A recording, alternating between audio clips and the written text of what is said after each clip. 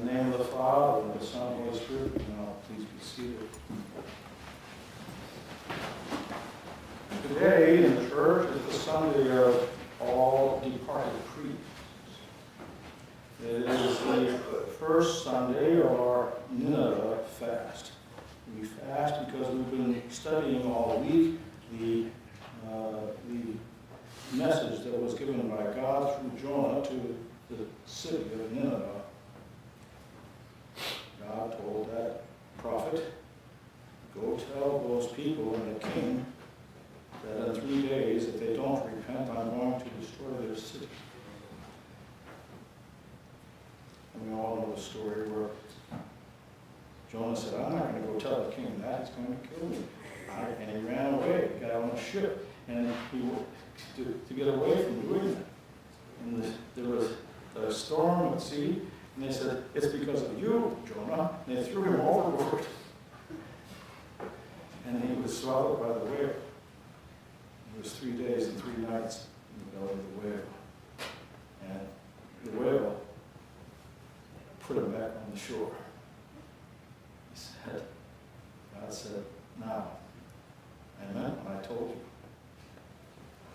Go tell that king that if they don't repent in 3 days, I'm going to destroy their city. And he did so. And the people repented. And he put out sackcloth and ashes. And they prayed to God, have mercy on us. And they changed their ways. They changed their ways from the ways of lusts and appetites and greed and gluttony and avarice and ambition and hateful things and murder and robbery and deceit. They changed their ways from these things to a godly people, and they remembered who they were and their heritage. And they came back to the Lord. And the Lord did not destroy their city. So Jonah says, okay, now how do I prove the negative? How do they know that I wasn't just full of it? How do they know that I said repent? And they repented. How can you know? That's the message of Jonah. Telling your story of how 3 days you were in the tomb and then you were given new life. That's the message. And so we're contemplating these things in this 2 weeks of prior to the Great Lent, when we really begin our fast and our preparation for the passion and death and resurrection of Jesus.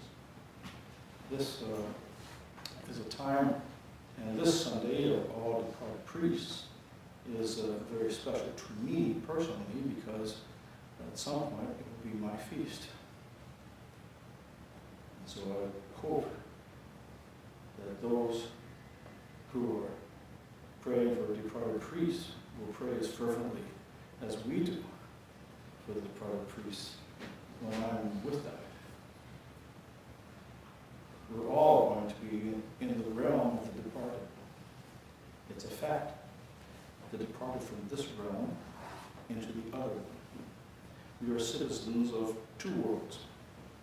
We pray for both worlds, those of us who are in both worlds. By our baptism, we become citizens of the New Jerusalem. That place that the ancients would call nirvana, or they would call heaven. And we call heaven. The celestial realm, the realm of the spirits, the realm of the afterlife, the realm of those who have gone to the reward, those who have received the just reward for their deeds here in this realm. And at what point are we to be judged? We can be judged at the first hour, the second, the 6th, the 10th, the 11th hour of our life. Because God's mercy is boundless and God's mercy is eternal. And so even if it's on our deathbed, and we are sinners, all of us are not, none of us are without sin. Even on our deathbed, we ask, oh God, please forgive me and have mercy upon me. I confess that I've done these many evils in your sight, and I know in my heart that I'm not worthy.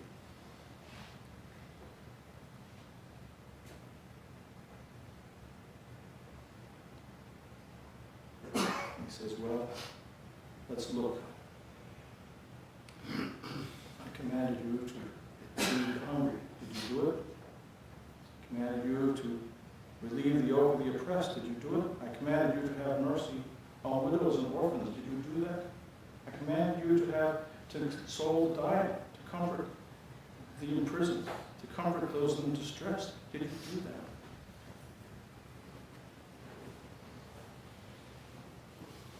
It doesn't matter how many times you said, Lord, Lord, I praise the Lord, hallelujah. It doesn't matter. Did you do these things? Did you honor my holy things?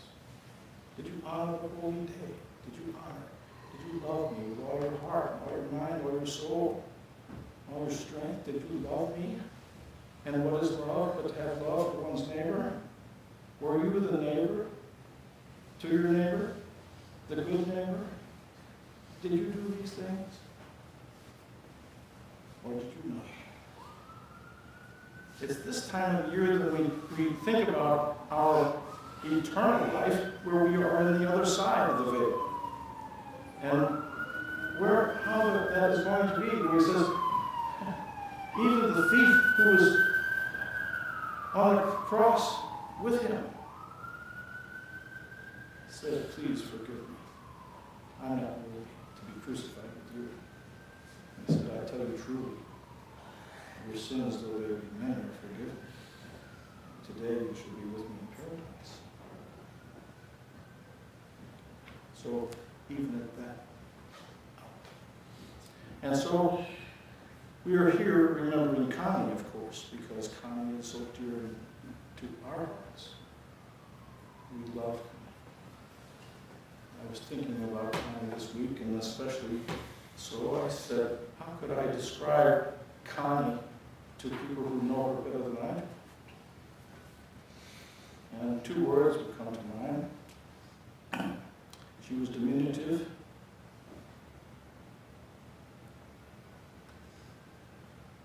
Diminutive meant that she was always a lady. She was always a proper lady. She always conducted herself with great dignity. She was proud of who she was. She was comfortable in her own skin. And even though living with pain and suffering and things like this, she always remembered those who were in her family and in her loved ones and friends. She remembered them always. She was diminutive.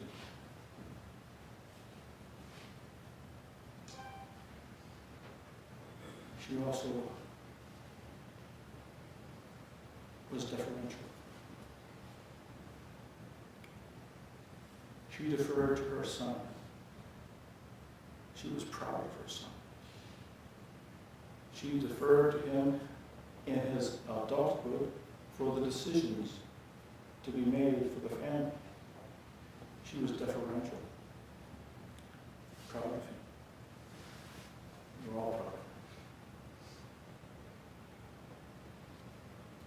Diminutive and deferential. She was.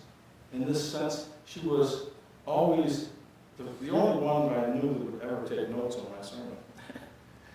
She would take lots of notes. She said, I don't remember that.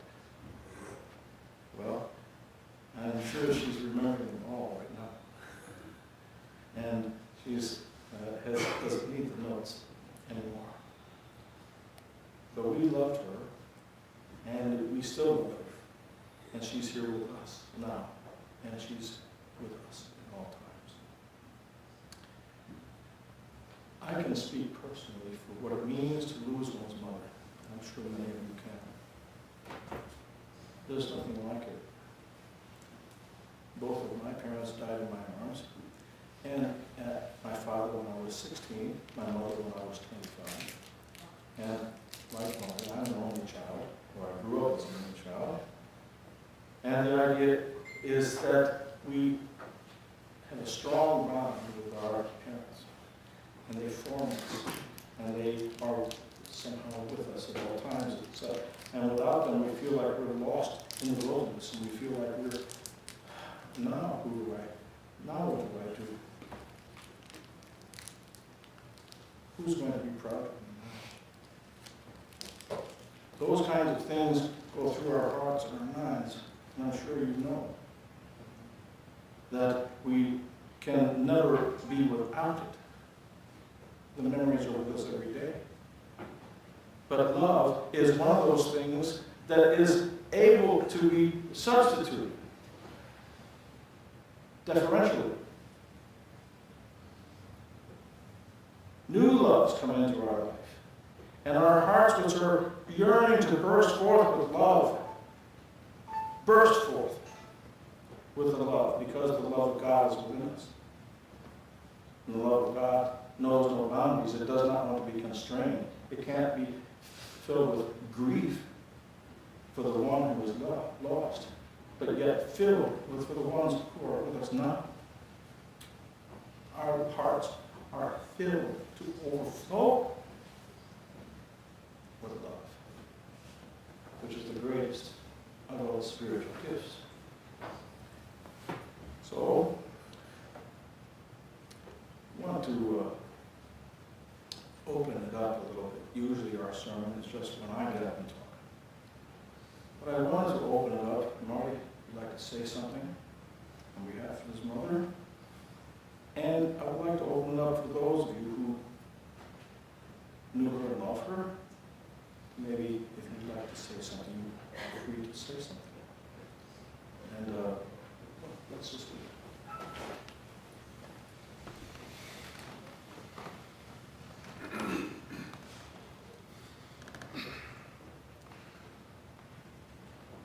My mother was born on July the 6th, 1946. And on February 10th of this year, this life ended for her. I'm going to borrow a line from my father.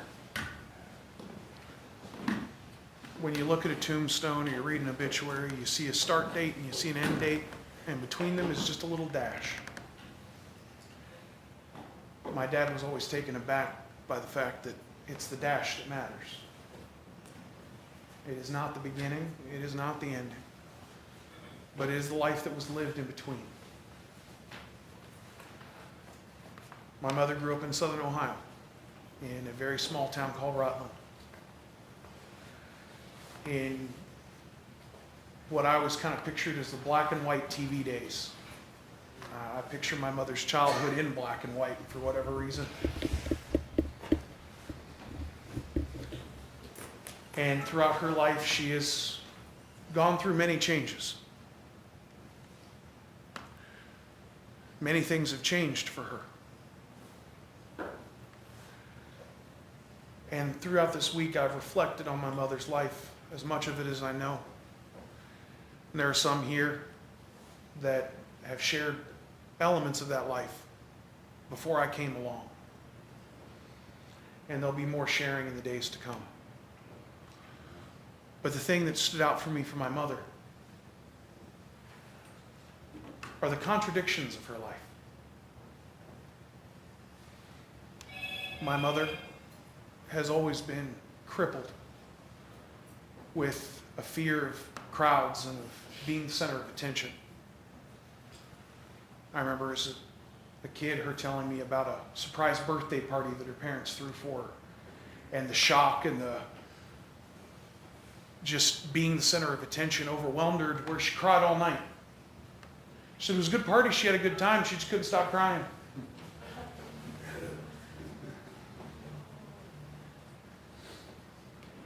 But that woman who was so afraid to stand in front of others, to be seen, to be the center of attention,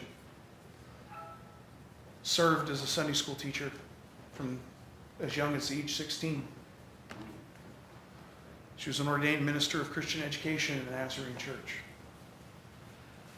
She was a Sunday school superintendent, a missionary president,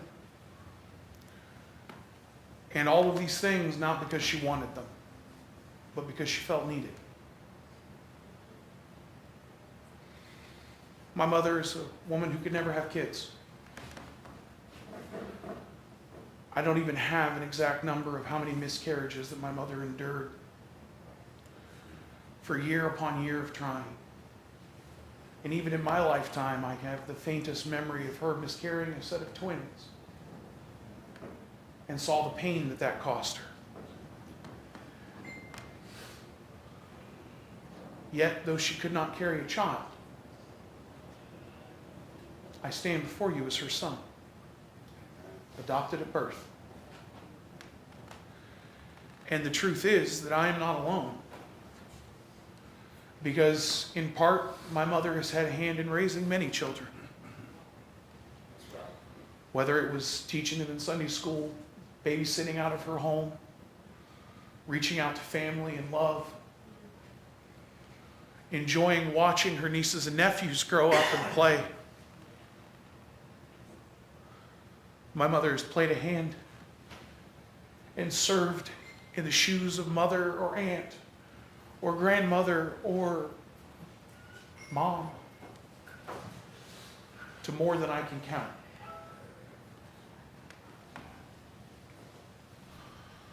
My mother never felt much about herself. She always discounted her own achievements and her own accomplishments.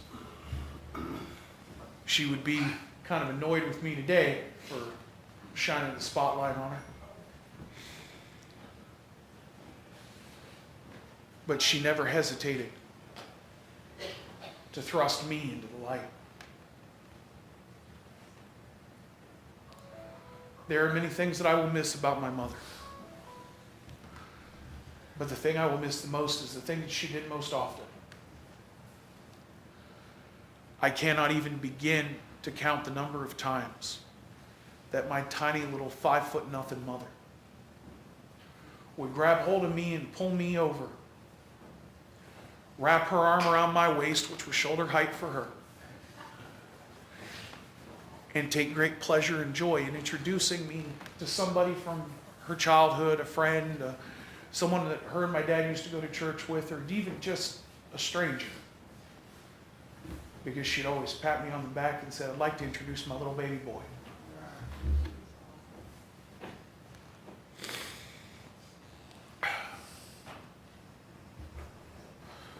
My mother had her flaws, as we all do. She was not a perfect person. And she relied on grace. She relied on mercy.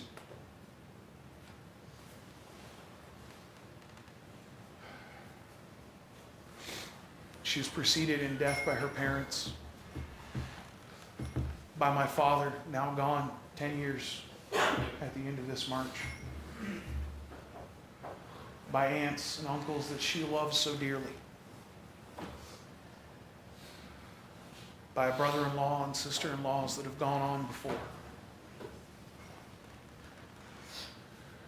Though a lot of us feel sad today, and that is fine, I tell you that today my mother is happy.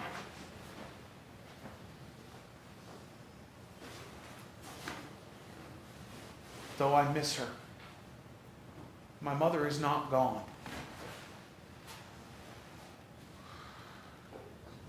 One of the things that the bishop has said so many times is talking about the icons, that they are just windows to remind us that those that we admire that have gone on before us are not gone. They are here with us. They are alive. I remind all of you that my mother is alive today. The corruption of disease is gone from her. The pain, the sorrow, the longing, the absence, all of those things are gone, but she is alive.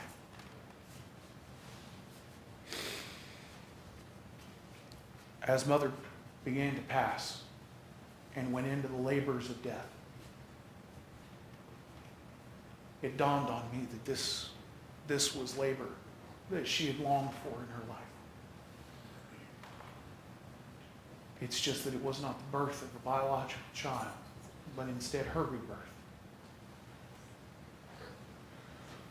My mother is at peace, and I pray that everyone in this building is at peace as well. because that is the assurance of God. I've always walked with one foot in the spiritual and one foot in the scientific. I truly believe that this law of nature applies to soul and to spirit, that matter and energy can never be created or destroyed. They merely change forms. I want to conclude with one of the last pieces of advice that I received from my mother in the days before her death. Though I did not make it as planned because the labors of death came upon her, I told her that I planned to be here to serve the church, to help the bishop, because he needs all the help he can get. And my mother, who had had moments of confusion, said something kind of odd. She's like, well, that's good. I said, what do you mean, Mom? No, it's good that he needs you. Because anytime anyone needs you, it is a chance for you to do God's work. Look around at each other. You are all here today because you are part of my family.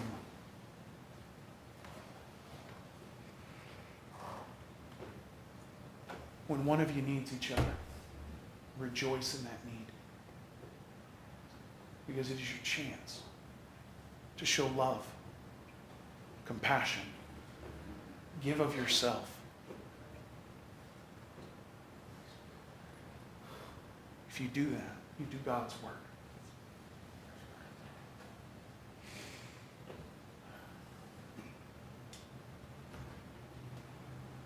And pray for my family. My mom's brother, who she loves so dearly. I know he is hurting as I am. There are so many here that hurt. Pray for us. Love us as we will love you. Thank you. Thank you, Marty. It was lovely. Anybody else would like to say something about Marty for Connie, for the family? Feel free. Marty, I didn't know your mom. My name is Ted. I sympathize with you, man. I lost my mom as well in 2007. I feel just like you feel. She's still alive, right among us. Thank you, my friend. And I love you, brother. Love you too, man. All right. Thank you very much for coming for this. You've endured half of our liturgy. Now, as we call it, the better half. That is where we approach the Most High.